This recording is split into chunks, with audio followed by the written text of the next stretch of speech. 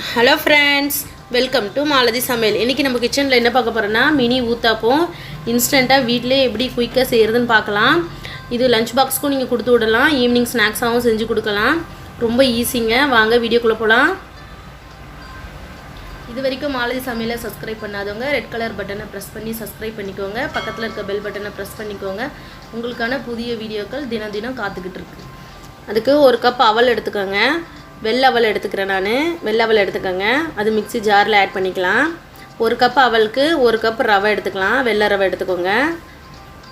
ரெண்டுமே ஈக்குவலாக எடுத்துக்கோங்க. இது நைஸாக மிக்ஸியில் ஜாரில் போட்டு நம்ம நைஸாக அரைச்சிட்டு வந்துடுவோம்.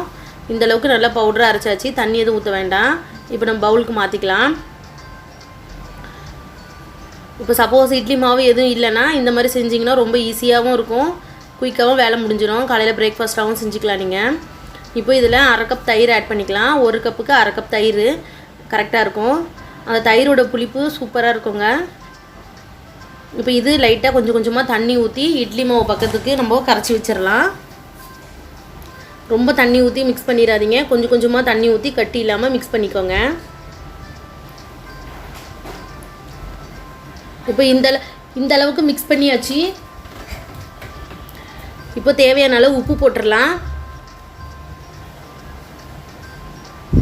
இப்போ தேவையான அளவு உப்பு போட்டு நல்லா மிக்ஸ் பண்ணிவிட்டு ஒரு 1/2 hour மூடி வச்சிடலாம்.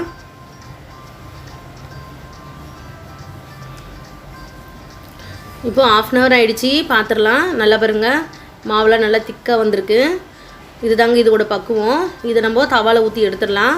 நீங்கள் தோசைக்கல் நல்லா ஹீட் பண்ணிவிட்டு அதுக்கப்புறம் சிம்மில் ஊற்றும்போது இப்போ லைட்டாக ஊற்றிட்டு 2 கரண்டி அளவு ஊற்றிட்டு லைட்டாக ஸ்ப்ரெட் பண்ணிக்கலாம். ரொம்ப ஸ்ப்ரெட் பண்ண வேண்டாம். இதில் பொடியாக கட் பண்ண வெங்காயம் போட்டுடலாம். நல்லா பொடியாக கட் பண்ணிக்கோங்க.